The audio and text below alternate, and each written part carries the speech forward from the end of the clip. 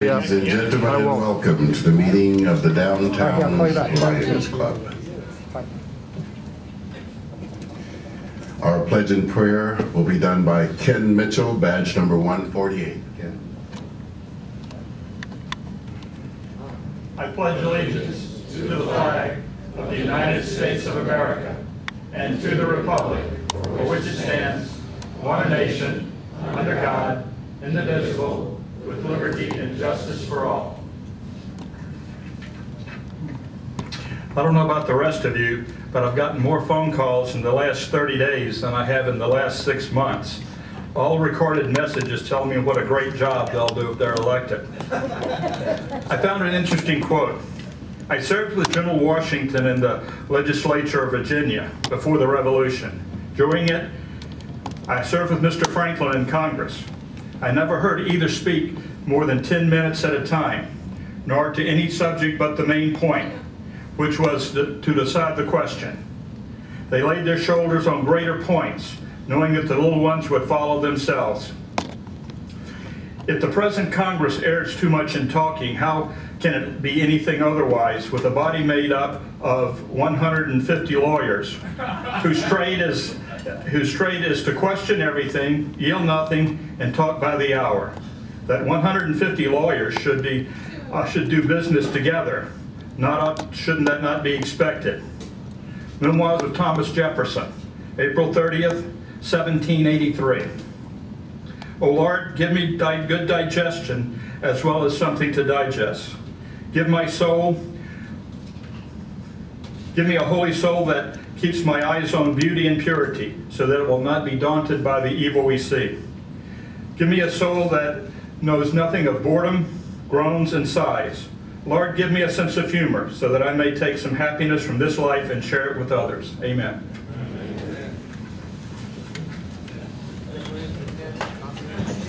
Thank you very much, Ken. Ken retired from federal civil service. He joined us in 2011 and was sponsored by Dr. Fred Orton. He's a member of the marketing committee, the ball committee, and he has really been a great help from a standpoint of helping us prepare press release and dealing with press and bloggers. Thank you, Ken.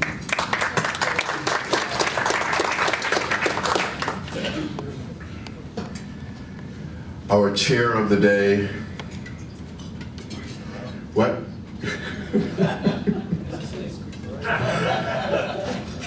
Our chair of the day is none but the chairman of the day. Who's our new chairman of the day?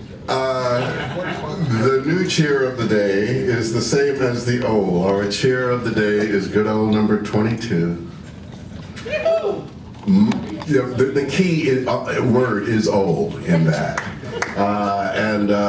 My honored sponsor, that's probably the best thing he's ever done in his entire life, was sponsor me. But other than that, he has been known to sell magic carpet here and there. And it's magic because it usually disappears very rapidly when you buy it. But hey, I'm not talking about my honored sponsor, the Honorable George Saadeh. Hey, Clarence?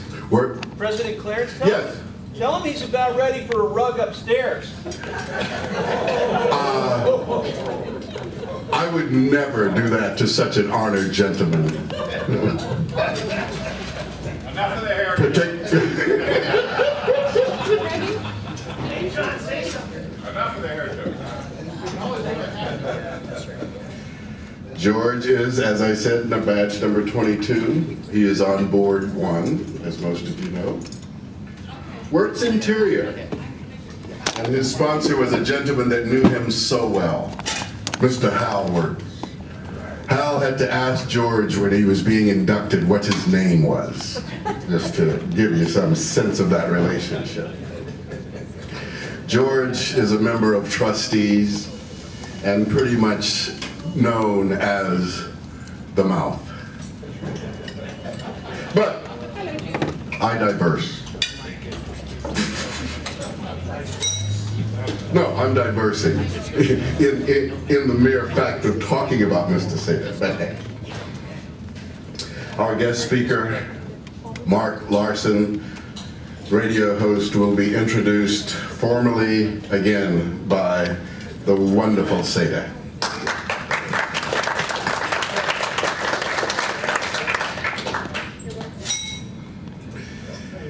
We have quite a few guests visiting us today. I would start off with John Mosier to begin the introductions. President Clarence and fellow Lions, my guests are relatively new neighbors of ours. The Young family, Carl, Zarina, and their son Nelson, who's home from SU. They relocated out to this Arizona U of A. Sorry, U of A. The Youngs relocated to San Diego about 2 years ago, and they're great friends of ours, and their daughter babysits for us, and we're happy to have them in San Diego. Welcome to the Youngs. Thank you very much, and welcome. Now find him because he's got another guest. That's a major find, John. All right. I have another guest. My beautiful and charming wife, Sylvia. Thank you. That was a good cleanup, John. Very good. Very good. Yeah. Guaranteed you wouldn't have been able to get that off of Wirt's carpet. George, taking hits? Never. Nothing but honor. I'd like to thank Teresa for taking our money today. Thank you very much, Teresa. And first Vice President Charlie for serving as our door host and all-around cameraman. Thank you, Charlie. You wait, the easy job to finish, buddy. The We Miss You cards on the table today are for Lee Rhines, who has moved to Arizona. Please send the cards whether you knew Lee or not, and we will forward them to him. Lee, Ryan. Out of sight, out of mind there, Fred.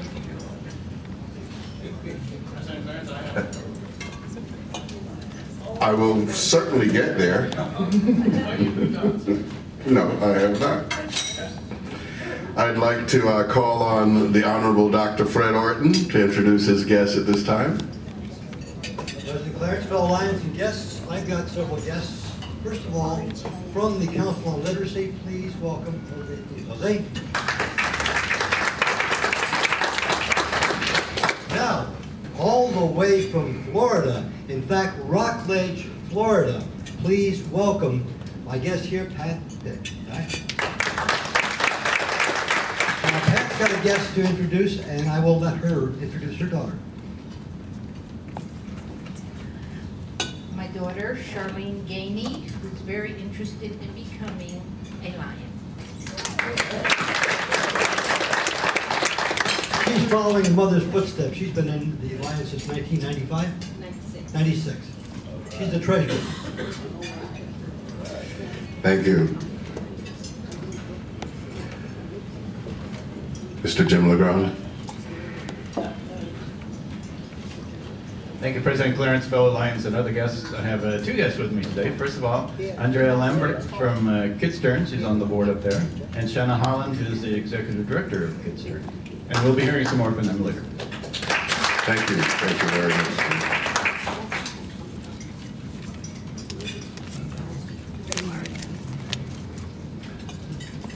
Helga, where are you? Let's talk about some books in the library.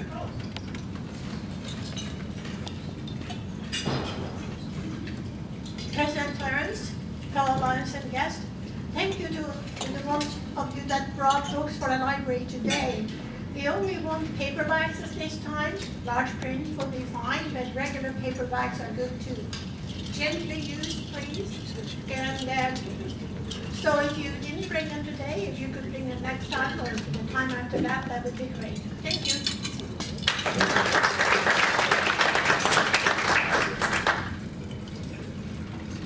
And First Vice President Charlie. Let's hear something about de-installation. Yes, we're having our installation, de-installation, so Clarence's last day is on June 30th from 4 to 8 p.m. up on the roof. We're going to have a luau. Where's Jeff Barr? Jeff Barr, could you stand up, please? Jeff is wearing the outfit of the day for our luau. It's going to be on June 30th up on the roof. If you haven't got your tickets yet, I've got tickets. I'll be here after the meeting, so $20 per person, and it's open to your friends and family too. Kids 12 and under are free. So hope to see you all on June 30th. Thank you. Thank you very much. Of that installation, de-installation, I'm only interested in the D part. Okay, got it. D, baby.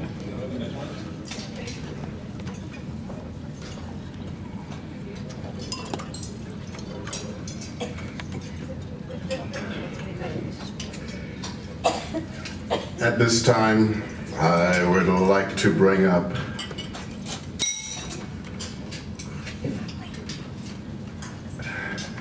some folks from Kids Turn. And that's because I get to do the favorite part of this job, which is to give away money. Kids Turn, San Diego.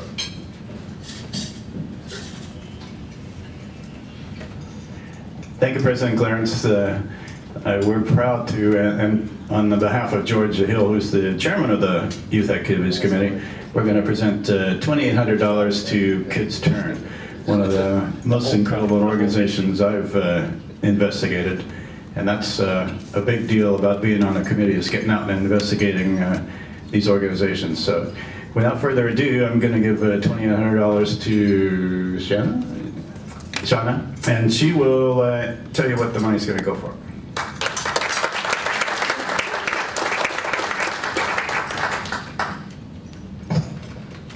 Good afternoon. Thank you for having us, by the way. This is so much fun. We've had a great time today. I'm the very new executive director with Kids Turn San Diego, and I wanted to let you know kind of what we do and what this money's going to be going for. We work with families who are in conflict. We work with parents and children who are going through a divorce, child custody issues, separation. Parents don't need to be married, just parents who have children. A lot of times the divorce is the most difficult for the children, and we want to make sure that any kind of family transition is a healthy transition. So we work with the parents and the kids to help them learn better communication skills, better coping skills, so that when the family does finally move through this transitional period, that they're still a strong family, even though they may not be an intact family together, living together. We've been around since 1996. I'm very proud of what we do, very successful at what we do. We try to help anyone here in San Diego County that needs our services. So the donations that we get are really, really important, very critical. In the economy right now, people are struggling, I think, even more. There's a lot more stress out there. We're getting a lot more families in need of our services. So I want to thank you so much for your $2,800 contribution. And really what that's going to do for us is help support our infrastructure so that we can do a better job with the families that we serve. We'll be buying some computers, a couple of printers, a copier, and a couple of multimedia devices to help in our workshops so that when we show relevant videos on divorce, separation, coping skills, we do a lot of things with the children because, you know, we work with them in a very age-appropriate way. So that's going to really help us do a better job at what we do. So thank you so much. And I want to introduce just my colleague, Andrea Lambert. She is one of our board members, very committed. We have a very, very active, very committed board, which I think, you know, contributes to our overall success and really helps us put together a good program and do what we do very well. So thank you again so much. And just one more thing, Andrea has graciously volunteered to offer a free night's stay in the Rancho Bernardo Inn for whichever member brings in the most guests or most new members in June. So thank you, Andrea.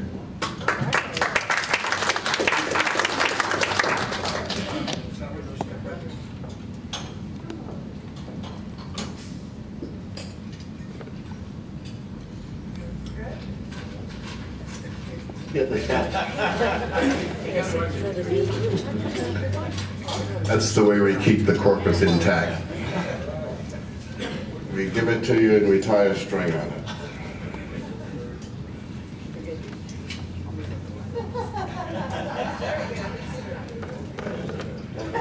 At this time, I get to bring up good old number 22,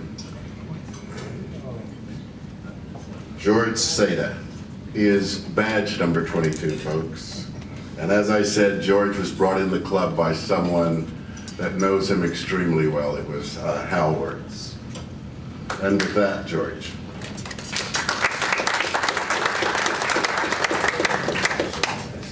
Okay. You can't go. Kevin, where are you? George said you had something to say. Yes, sir. I don't know if this is appropriate for comments from the club yet or not. I have my money ready for two things. One is that under Centropic Systems of Management Consulting Practice, I've had since before I joined the club, I've had several projects going on, one of which is San Diego 2015. Right, San2015.com. Also, stay there, because he's going to go. Stay there. So I've had San Diego 2015.com as a project for probably the last 3 years. On that particular website, I now have a link associated with the opportunity for Centropic Systems as a for-profit consulting practice to obtain a grant of $250,000 awarded from Chase. For that, I need 250 votes to qualify me to be considered. So I would appreciate it if people would at least go to sandiego2015.com and look at that. The second thing is that last week I secured the websites associated with the Innovation Games. The Innovation Games are based upon the modern day Olympic Games, which were started in 1922 and took place in 1924. And now are a big deal, taking place either in winter or summer every 4 years. And I've suggested that if San Diego wants to be the world's most innovative region, that they consider hosting the Innovation Games in 2015, and again in 2019, the 250th birthday party of the San Diego region being founded. Something to consider. Thank you very much, Kevin. John, hit him again. Thank you. My goodness. Yes, I will. Yes, I will. We'd like to bring the non-stopping train, number 22. Thank you, thank you so much. Well, I just want to say before I introduce Mark, who's a great and dear friend, that it is such a great honor today, really great honor to see the president of the Lions Club when I joined the club 36 years ago is in our audience right here. Fred Arnold. Welcome. I came into the club and Hal Wirtz was standing in front of the table with him, and I'm sitting right in front of him. And he stood up to introduce me to Fred, because Fred said, "Hal, would you introduce your guest?" And Hal looked up and he says, "Fellow Lions, it is my pleasure to introduce this young man that just moved from Washington, D.C.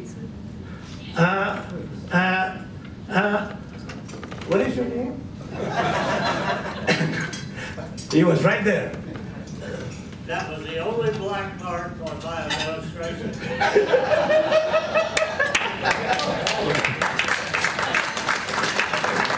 Good to have you. Anyway, I can identify with that. That's my anyway, it gives me a real great honor and pleasure to introduce Mark LARSON today to speak to us.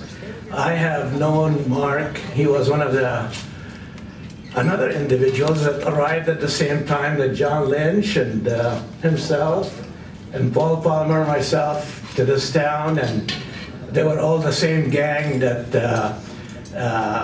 produced the Hudson, the great Hudson and Bar shows in the 60s, 70s, and 80s, and Mark was the program director at the time, and with him and John and actually Hudson and Bar, they actually put the map for Wirtz Interiors on the map, because nobody ever heard of me, nobody ever heard of Wirtz Interiors, and for 8 years, 9 years.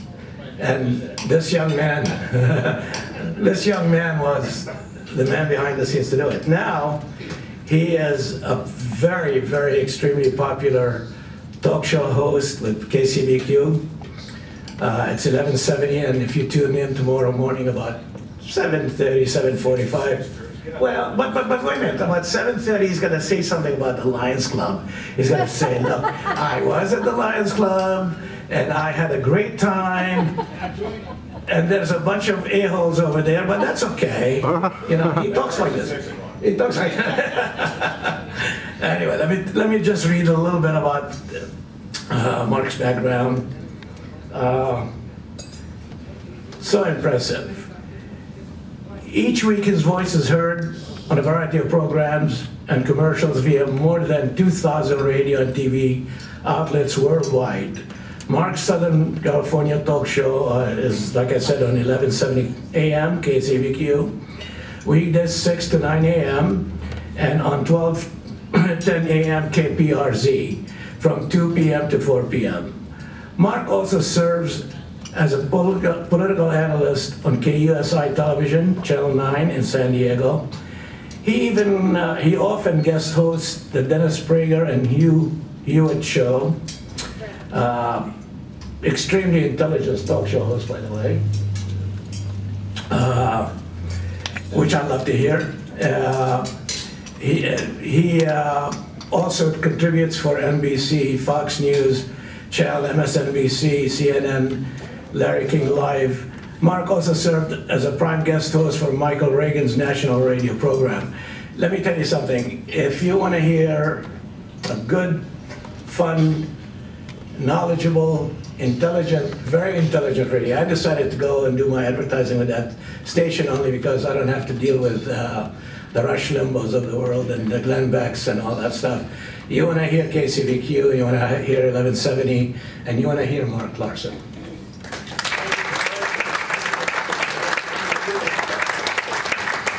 Badge 22, given to him when the earth cooled.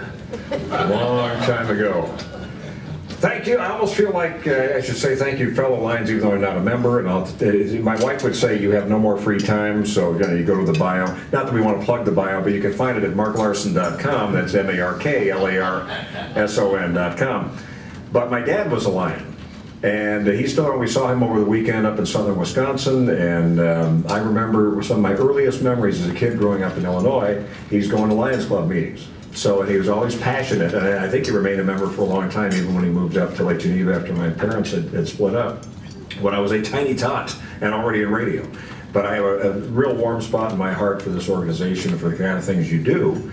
And George asked me to speak today because they were fresh out of speakers, and I just decided, I'll come by and share something. And he said, give us a title. And I said, why don't you use what I'm learning in the media wars? Because it really does mesh with everything going on in our lives. We have never been more media saturated than now. How many of you have an iPhone? Got a few iPhones. You find how riveted you are with it now. It's like the cartoon that was in the paper the other day, Bizarro, one of my favorite goofball things. They showed all the people going off like lemmings. There was a big sign that said, this way to the hikers and tweeters trail. And so you had people going off like this. and then off the edge of the cliff. You know, it's kind of how it is. I'm surprised we don't have more fatalities, just people wandering around going, check an email, it's really important. Oh, I got to tweet something that, and I'm an offender too. I mean, I don't go as far as some, like waking up now, you know, sipping coffee. You know, I don't need to know that from all my 4,207 friends on Facebook, and there's room for you, by the way, at Mark Larson Radio. But we've never been so well-informed and yet not informed. Isn't that bizarre? It's hard to get people, you know, you look at some of the new members and prospective members here, it's hard to get people into this organization because they're too busy tweeting and contemplating their own navel and waiting for something free from the government if they can get it. You know, we talk about that. George mentioned the kind of show that I do, and sometimes you say, well, okay, who are you, why are you here? After 36 years in San Diego, we came out in the covered wagon, June 1976, my wife and I, the long-suffering Mrs. Larson, as I call her in the air, or just the lovely Mrs. Larson. Her name is Marcia. That's top secret information. I never mentioned it. But we've raised 3 kids here. We have 3 grandkids. I'll pause while you say you're way too young to have grandkids. But I'd like to show you a picture. No, I didn't bring my PowerPoint. So, you know, we came out to San Diego at a time when you may have had the same reaction. We were pulling into East County, and one of the first things my wife said, well, 2 things. She said, well, I hope we can get 3 years at KFMB, 3 years in radio. That's like an eternity, 3 years. Wouldn't that be great? Now, 36 years later, like Methuselah of the airwaves. But she also said, look at all these traffic lanes. Boy, they really built this place. Look at all this room. Well, you know, a month later we're saying, why are you people stopped in front of me? Where did you come from? I'm a native San Diegan. I've been here 6 weeks now. I mean, come on. So we've all kind of gone through that. But in those times, and it wasn't very long ago, you could get more people into an organization like this. You could get more people to go beyond what's on their iPhone with all the information available, to consider what's happening under their nose or noses in their neighborhoods, in their communities. That's why I appreciate what you do. But we've never been so informed and yet so ignorant. You know, you just watch, if you watch Jay Leno, The Tonight Show, or any of those kind of people on the street deals, they don't work real hard to find people who don't know anything about anything. Now they will know, they'll know what Snooki's doing on Jersey Shore. They'll know how deep her tan is. You know, see, this is good. If you're going, Jersey Shore, trust me, it's what people are watching, and there's more viewers to Jersey Shore than there are to ABC, NBC, CBS News combined every night. That ought to give you pause. And then we have elections, and some of those people vote, God bless them. So it's a tough challenge, but my business doesn't help. And just what George alluded to earlier, that unlike that, now Rush and all these other hosts, they have their moments, and everybody's a unique personality. That's the difference in talk radio, particularly personality radio. You have to be yourself. So with me, it's you know, I read like crazy. I'm a history buff. I'm the chairman of the San Diego Air and Space Museum. I've been on the board there for years. I love things that fly. I'm involved in a lot of that, and because I believe it's important to be part of the community. But there are a lot of people who just sort of do radio, and I decided when we came to town here, it was always my philosophy, but it was sharpened here, that I'm never going to be one of these people who just does radio or any sort of media. The way you can tell people who just do radio are the ones that come to town and they say, well, I've made it to this market. Normally if they say I'm in this market, that means they're looking for the next market, and the next market would be LA or New York or what have you. We came to San Diego and said we're blessed to be here. We're raising a family here, and this is why I haven't gotten the covered wagons back out to move to Texas. And it's tempting. I'll go down and speak sometimes in Texas, and they're going, no state income tax, and you go, yeah, well, wait. We're invested in California, and I think it's worth fighting for. But it's hard when you can't get people to go like they would tell a Jay Leno person on the street. A lot of those people don't know who the vice president is. You can't expect them to know necessarily who the mayor is. You certainly can't expect them to know who the council member is. They have no clue what's going on. There's a lot of people who have no clue what's going on in Sacramento, but they have no idea. So there's the rub. And if it's gotten to a point where the national media say, listen, to compete, to get attention, because it's all about eyeballs for television, it's about ears, it's about people using the internet, just page views and all of that. If it's all about what will get them and keep them longer, it's usually going to be something that isn't necessarily informative. I'm not saying that you do anything to censor that, you wipe that out or what have you, but it's very interesting to see what that does to society. People know more about things that don't matter much and not very much at all about the things that are crucial. So that's our jobs, you know, to be out there, not just when you're out representing this club, that you're out sharing your life with people. That's how friendships develop. That's how you bring friends to events like this. And we love the Arizona people, by the way, coming over. We used to say, the old line in San Diego, you remember this back in the 80s, was welcome to San Diego, now go home? Yeah, because there are too many people moving. Now we say come on in, buy a few houses, stay around, hang here for a while, get to know the kids, you know. So for me, the challenge has been that media has been so busy trying to just make it edgy. That's the thing that frankly makes me embarrassed sometimes about radio. Where, I don't know about you, you can turn on certain stations, maybe you listen for a while, all of a sudden you tune in for 5 seconds and some new guy who's blown into this market will be getting you with the A word, the H word, the B word, any of the words that they can do, and you feel assaulted. That's not necessary, I don't believe. And I think it's also the easy way out, to do something that shocks. You know, there's enough news that can shock you right there. Just talk about, you know, every time certain people in politics say something, I'm shocked. My wife will tell you that that's where I may hurl something at the television at times. She said, can you go to the back room, please? And I'm just interacting. That's one of the best things, by the way, with Twitter. If you get on Twitter or Facebook, but especially Twitter, during press conferences of either major party, everybody else who's into that is on Twitter, and you can basically get your frustrations out there by commenting and just sending that out into Twitter space. So I used to just audibly say that to my wife, and she'd say, please again, go back to the other room and get it out of your system. So people are just, they're up on things that don't matter, and really not even consciously avoiding the things that matter most. I read the New York Times and the Bible every day, so I know what each side is doing. I think it's important to do that, just to know. So I don't think it's really changing, but I do think that in terms of that whole let's get edgy in order to get audience.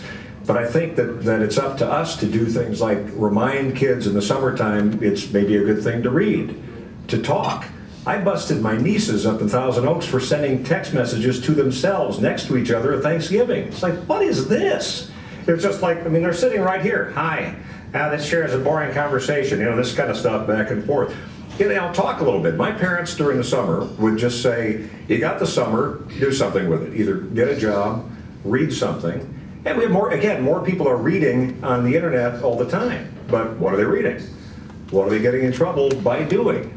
You know, we shouldn't be surprised that friendships develop online and suddenly you got kids out with predators. That doesn't happen by accident. It happens because we have way too much on our plates, way too much information available, and then we miss the opportunity because we're not listening to people. You listen to people you know needs. This club knows needs. I mean, for you to step up, I love the doppelganger of Ambassador Bolton down there. I know John Bolton, he's a good friend of mine. It's like, you could be clones, you're together, it's amazing. But when you find an organization, you say, I love this organization, and you give them money that has been raised, and every penny is important. That says that you listen, you heard a need. You know, if we get to where we aren't listening, and there's a whole lot, again, a lot of stuff on television and radio has nothing to do with listening. It has to do with shock value, or with, it's about spiking ratings for a moment. It's not about anything long term. So it's important to us to kind of remind ourselves what it's like to be Americans, to be Californians, to be San Diegans. That's all the stuff that now is called, well, that's kind of old-fashioned. I mean, I'm a baby boomer guy. I don't have any problem with patriotism. I wear a flag all the time. This is actually it's a Secret Service flag, it's even better, and I didn't take it off when some of them got in trouble in Colombia. So, you know, some would probably say badge of honor, but, you know, I got that from Ronald Reagan's Secret Service agent, because I'm on the board of directors at the Reagan Ranch. John Barletta was with him for 17 years. He said, here, I want you to have this. I mean, I'm not ashamed to say that I'm an American. You know, I don't think we need to, well, and I don't think you want to either. Because you're doing the kind of thing that people will say is just old-fashioned. I like some of the old-fashioned stuff. I believe you can be civil. I believe you can be patriotic. There's nothing wrong with that. You realize I mentioned Jay Leno was just one of the Tonight Show, one of the late night shows, but he still wears a flag pin. I'm not promoting him necessarily because he's sometimes into the temptation to be bluer than he really needs to be. It's just easier comedy. But he still is hated by some people on the far left because he wears his flag. because he's worn it since 9/11. There's something, he's not going to really be credible until he takes off that flag. Really? What are we all about? So, you know, I think, again, it's up to us, few sort of dinosaurs and dinosaurettes, to go out there in the middle of that and try to make some change. Again, one of the ways you do that is through service work like this organization, because people say, well, why do you do this? You say, well, because it's right. Well, that opens a conversation. People don't understand that concept. I always wonder if words like shame actually matter anymore. These people out there, you know, are fighting the anti-union projects. They had, and usually they're people hired just with a big banner. No offense to unions, but they'll always say shame on fill-in name here. And I always look at that and I figure, okay, they hired a non-union guy to put in a widget, they're upset. You know, it's America, you can have free speech. But then I think, I wonder how many people know what the word shame means. I don't think most people know. News organizations will often say, well, a good Samaritan came by and helped. How many people know the story of the Good Samaritan? Who's this guy Samaritan? Where do I find him in the phone book? I mean, it's just, there's not a frame of reference. So I think it's up to us to make sure that there's still that conversation. And you do that when you communicate. And that's what I love doing on the radio. We can let life unfold every day. We talk about the news. We do it with some humor. People ask me, well, is your show serious or is it humorous? And I say, well, yeah, both.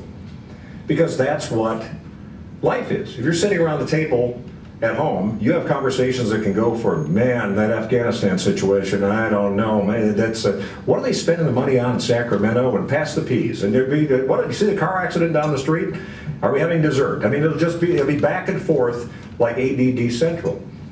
But in the middle of that, if you start listening, you realize where the opportunities are. And that's where you connect like you do, but you connect at a greater level that helps people understand that they too can be important. There's something that is a lot more fulfilling when you do something worthwhile. I don't want to be the person who knows most of the minutia, understands the stats so well out of some trivia. And I love entertainment as much as anybody else, but I like to be able to say, listen, I want to do something that matters. When we moved out here in that covered wagon, there were two of them. We were towing a small covered wagon back in 1976, our bicentennial year. I had an offer to go to San Diego to KFMB or Baltimore or Toronto. And the Baltimore and Toronto stations were top 40 music stations because that had been kind of my background. And my new wife and I were talking about that, and I said, you know, I don't want to be the oldest living disc jockey in the world at some point. I want to do something of substance. I don't want to, I was saying, well, we have kids someday. I don't want to come home and they say, Daddy, what did you do today?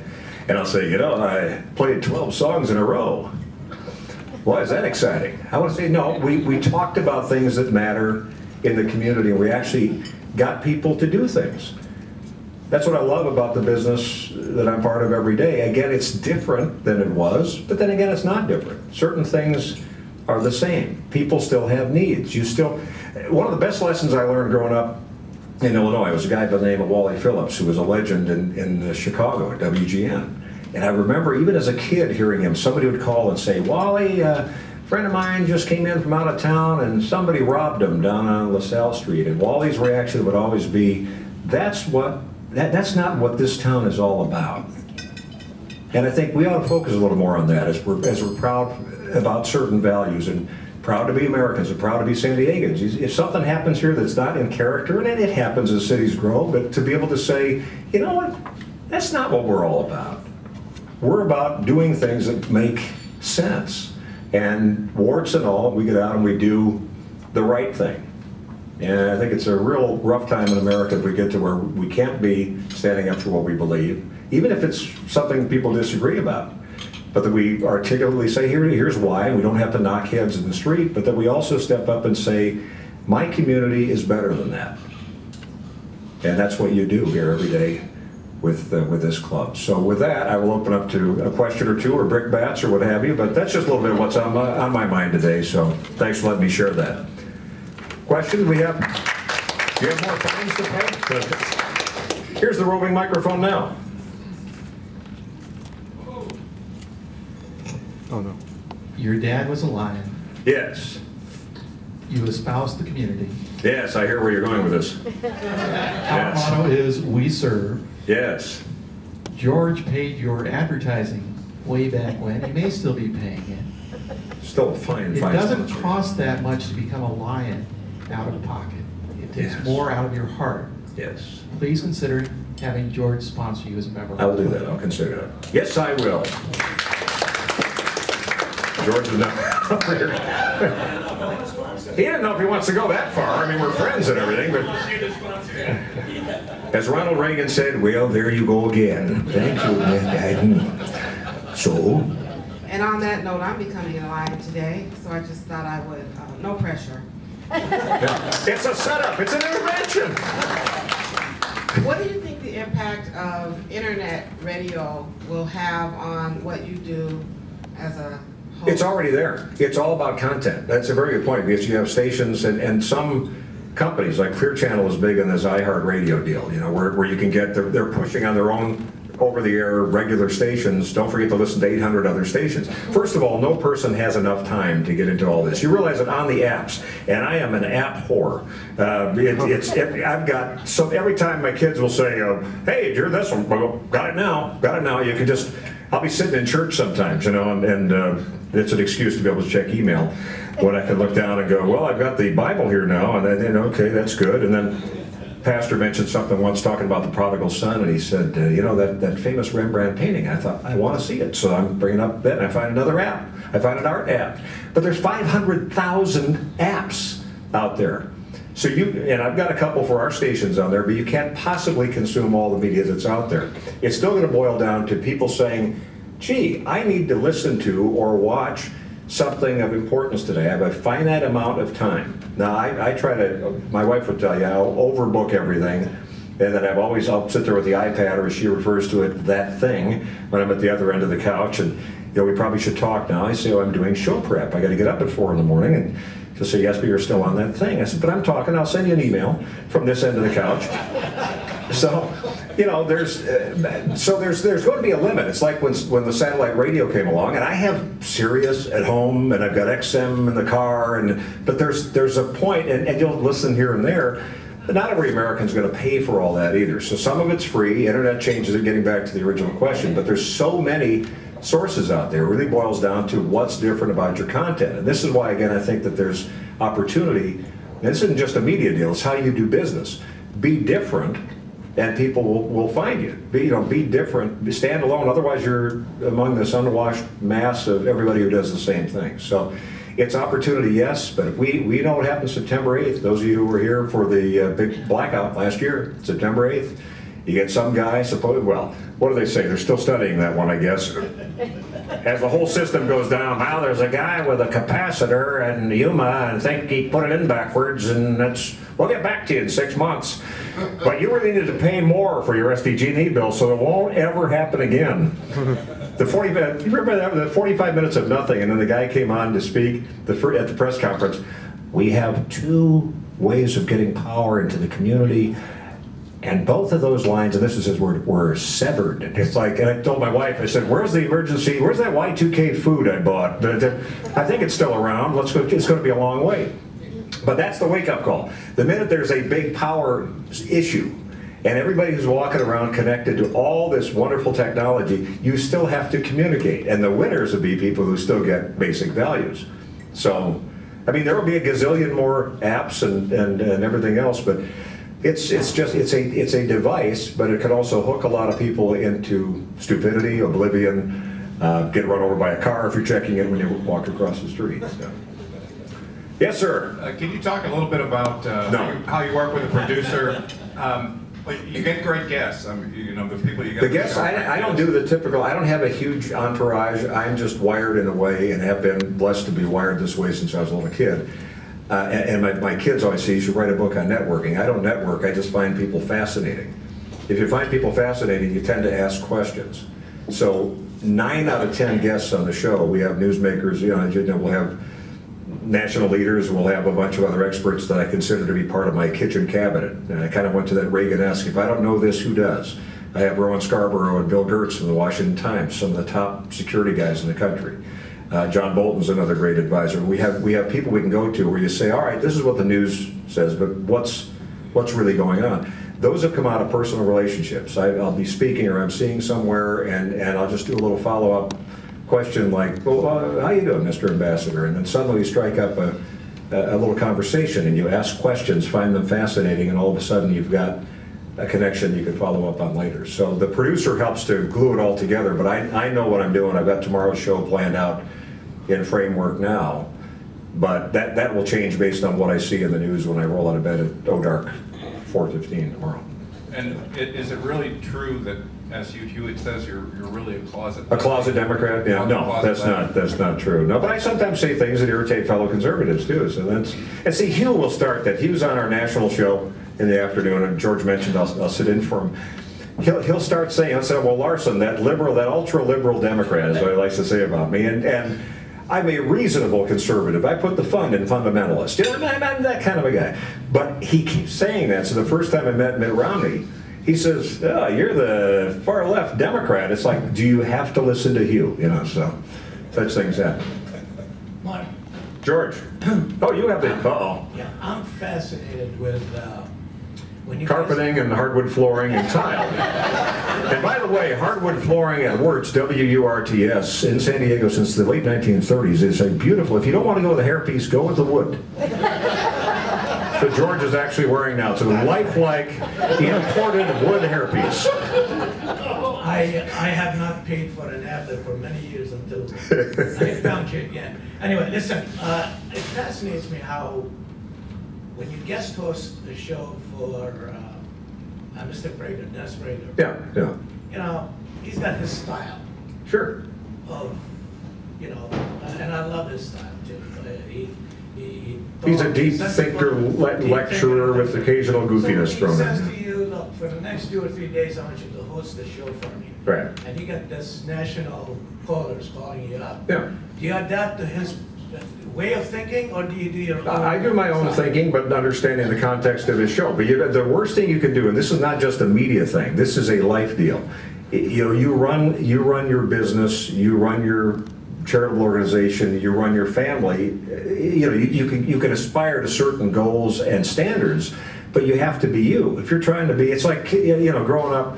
Those of us back, baby boomers in the 70s, you know, Dr. Dobson's out there with his parenting things, and you know, there was Dr. Spock and all these experts, but you don't know unless you do. What's the old line about consultants? You know, consultants know 100 ways to make love, but don't know any girls. I mean, this is, you know, so sometimes you have to, you got to go to people who actually know what they're doing, but you've got to adapt to your own style. And I've done it early on in my career. I would try to be somebody else, or I feel like to do this I got to do it exactly like him. Well, no, he's usually there, so you bring your own game. We used to do a good Mother Butterfree. No, that was Joe. Joe Bauer did Mother Butterfree. Yeah. You can tell the difference. Oh yeah. Well, yeah. Well, it helps to be a little schizophrenic to be on radio. We all think, we go back, a lot of us came from the Midwest, where again, you had long hot summers, I go out with a pile of books. To this day, I cannot watch TV without reading, because I feel guilty. It just, you know, you go, I'm watching TV. I've got to be multitasking, and that's where I keep telling my wife now, that thing, that iPad, it's like my old pile of stuff. I still have the pile, and then there's that, so it's all the other good things. So, did you get metal fatigue from that hat? Well, we all have our own burdens to bear. Mine happens to be wearing this hat and a few pins. That's good. It represents. Brings in all these, like Spaceship Ruthie out of the Unarius Society out there in Hamul. She'd wait for the signals to come in. I don't have aluminum foil underneath here, though. I just have a bandana. Well, that's good. That's good. You're a talk show host, and I won't really hold that against you. But well, we do. Joe Bauer used to tell his mother, he said, I'm in San Diego, and he said, I didn't want to tell her I was in radio, so I told her I was in the Navy. I wanted to do something respectful. So as part of that, politics, okay, we have 4 mayoral candidates that all want to be the quarterback. That's right. For the mayor. They want to be the quarterback, and hopefully they can get a team to play with them. Maybe or maybe not. Now, my friend George here loves Carl. I happen to love Nathan Fletcher as mayor. I think he might be the better quarterback. What do you think in terms of, we're a community, the word is unity in there? Mm-hmm.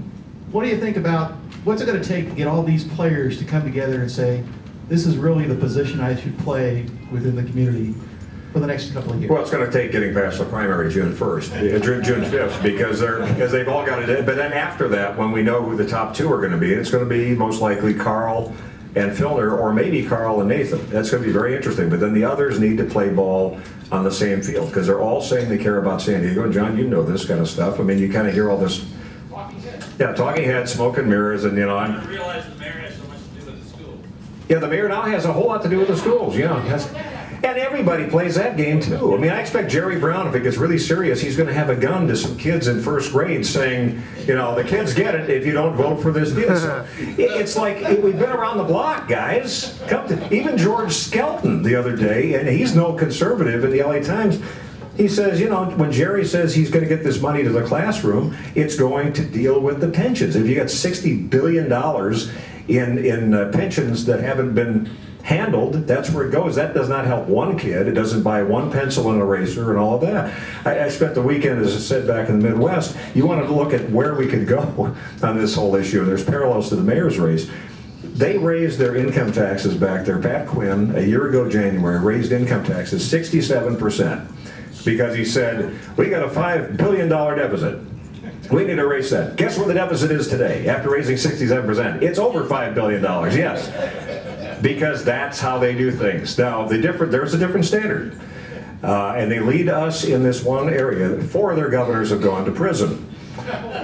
So I guess we can only hope for some of ours. But, you know, it kind of makes me look at Arnold and say, well, it's kind of quaint. At least he, you know, paid the housekeeper to have the baby. That's good. I'm a pro-life guy. That's good. Oh. Could have been worse. And Arnold said, let me tell you something. But no, I don't know. With the strong mayor situation, getting back to San Diego, I would like to see people in unity, but it's always going to be, because it's politics, it's going to be a me first that you get from you have to have an ego to do this. Whether this is media or standing up in front of, you know, entertainment, or what do they say about politics? Politics is Hollywood for ugly people. It's kind of, I think they said something like that. It's just different costumes. It's the same thing. So I would love to see, you know, people come together and say, for the good of the city, let's do this. Because they all bring strengths. Even Filner. I mean, Filner comes on the show and people say, why are you so hard on him? I said, well, because it's fun. But, you know, and because I've been around long enough to know what Bob's up to. And we came in last week and said, Bob, that Filner for Mayor shirt that you wore last time, I wish you'd worn it today. Is that made in America? Oh, yeah. Would you prove that? Would you bring that in? We'd just like to see that if you could, you know. Again, talk is talk, talk is cheap, all of that. Unfortunately, talk has been very expensive in San Diego over the years. But I guess we can all hope for some time when they get together with some conciliation. You know, I think Sanders, to his credit, has done that at times. But there's always something else that can be polarizing. Would Carl be polarizing? Sure. Are the unions ever going to be happy? The union leadership? Not. The rank and file are there. There's a lot of great people in unions, but the leadership could be different. When I was in Wisconsin on Saturday, I saw 9 out of 10 yard signs were for Scott Walker. And this is the next most important election. It's kind of a bellwether to see where this goes. He's taking tough cuts. He, maybe hasn't been as extreme on some levels as Carl may be, depending on which issue. But I asked my dad, I said, what's happening with your friends who thought he was too hot, too divisive? He said they're looking at the unemployment rate, which now in Wisconsin is down to 6.7, 6.8%. And shored up some of the pensions. Are going, hey, this stuff works. So even people who hated Walker now have yard signs. Now we'll see what happens on the 5th. But so everybody brings. If you have guts enough to step into the fire as a candidate, I don't care if you're left, right, or in between. God bless you, because most people won't go there. I've considered sometimes, do I run for? My wife says no, and you just. It's a good way to get a real big headache and polarize people. So I like to consider myself to be a facilitator to try to get some of this going. Maybe we'll break bread and bring them all together, and then we'll bring out the twister game and let them settle it that way, if necessary. But I don't know about that. That's what kind of a district are you in there with Crisco? Oh, okay, there you are. Anyway. Any further questions? A smattering of applause rose up. Thank you, Mr. President. Thank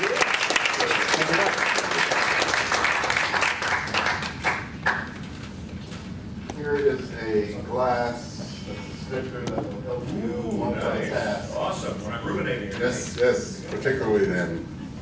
I use it with Nike one. It has the number 22 on it, so. Now we know what it is. It'll be your future sponsor. Oh, okay there. Oh. I'm not stepping on that story at all. No. You're not going to follow that one up? No. Okay. George just say something? Yeah. Occasionally he does. Now comes, for me, again, one of the better parts of the job. It's to induct new members. Dr. Fred, where are you?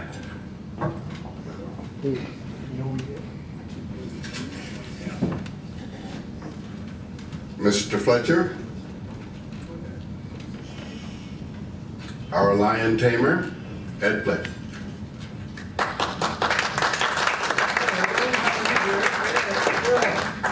Very good. Good afternoon, everybody. Thank you very much. That was very good. Evelyn Irving is going to be inducted today, and our sponsor is Fred Orton. And we're very pleased that you've made the decision to become a Lion. In previous inductions this year, we've talked about history, we've talked about various Lions, and we've talked about the, last week we talked about Bonnie Breitenstein, who was our second woman president.